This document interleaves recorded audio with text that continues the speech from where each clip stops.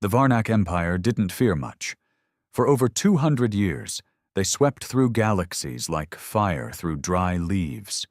Planet after planet fell, civilizations collapsed, and resistance crumbled like old stone under their weight.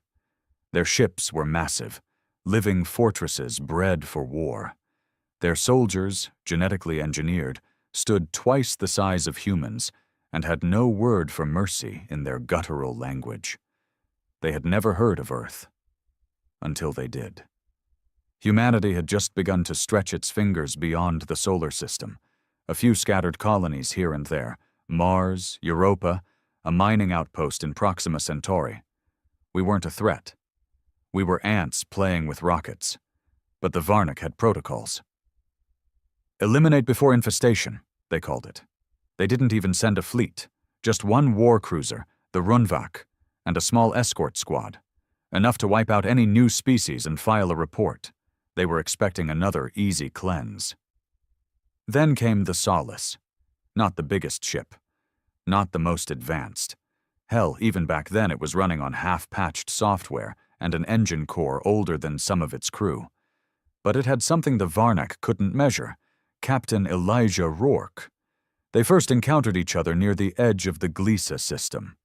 The Varnak vessels dropped out of warp, their hulls black as void and bristling with weapons. The Solace was alone, stationed there for basic patrol duty, just eyes on the edge of human territory. Rourke didn't run. "Tell command we've got company," he said, calm as ever, lighting a cigarette in the command chair as red lights started flashing. "And prep everything we've got. We're holding this damn line." His officers looked at each other. "Captain, that's a Varnak cruiser. I know what it is," Rourke said, his voice steady. "You see another ship here ready to make a stand?" "No, sir." "Then it's us." The Solace launched every drone, armed every torpedo, and powered its main cannon, an old fusion lance that hadn't been used in 5 years. The crew braced. Everyone knew it was a suicide mission. Everyone except Rourke. Or maybe he knew and didn't care. The Varnak opened fire first. Blue plasma arcs tore through space, lighting up the void. Shields screamed under the pressure. One of the outer hull compartments burst into flame, and still Rourke barked orders like a man playing chess instead of facing death. "Divert power from the life support on Deck 4, he shouted. "I want those damn guns back online." He made every shot count. The Solace ducked, dodged, and struck back like a rabid animal. Smaller Varnak escorts were the first to go, caught off guard by the aggressive tactics. One exploded into a cloud of fire and debris. The other was crippled and drifted off into the black, its engines dead. Then it was just the Runvak and one human ship. Rourke stood up from his chair, watching the colossal cruiser loom on the screen. "Let's dance, you oversized lizard." The Runvak underestimated him. It moved in slow, steady, powerful. It wasn't built for quick kills. It expected fear, surrender, hopelessness. But Rourke didn't give them that. He gave them hell. The Solace rammed forward in a move no sane captain would have tried, slid under the Varnak's belly, and fired 2 torpedoes point blank at its undercarriage. The resulting explosion cracked through the Runvak's lower shield barrier, and for the first time in decades, a Varnak cruiser limped. Rourke grinned, blood on his forehead, sparks flying behind him. "Welcome to humanity, bastards." And out there, across the stars, as military channels lit up and desperate calls were made, one message repeated over and over: "The line is holding." The damage to the Runvak wasn't fatal, but it was humiliating. The Varnak didn't just conquer, they obliterated.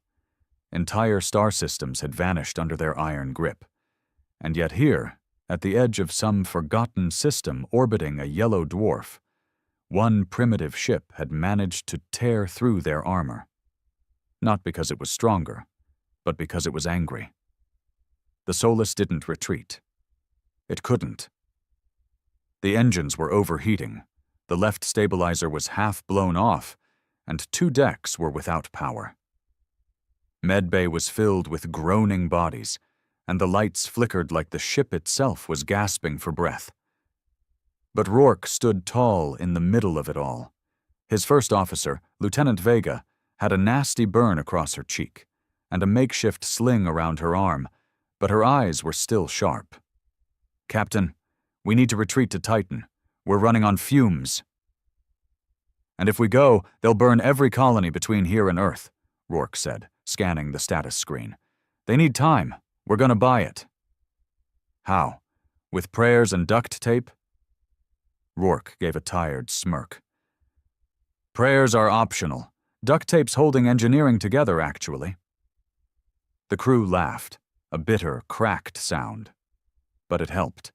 They were soldiers, sure, trained to fight. But this? This was survival against a goddamn monster, and their captain, somehow, still had fight in him. The Runvak didn't make the same mistake twice. Its next assault came hard and precise. Plasma beams lanced toward the Solus with surgical accuracy. The shields flared white, then collapsed entirely. Hull breaches opened on decks 3 and 5. A firestorm devoured the lower cargo bay. 27 crew members lost their lives in an instant. Rourke didn't flinch. He marched to the tactical display and started plotting an intercept course. "They think we're dying," he said, half to himself. "Let's show them what dying humans can do." The Solus didn't fight back with strength. It fought back with desperation. Rourke ordered every last warhead in the arsenal prepped for close-range detonation.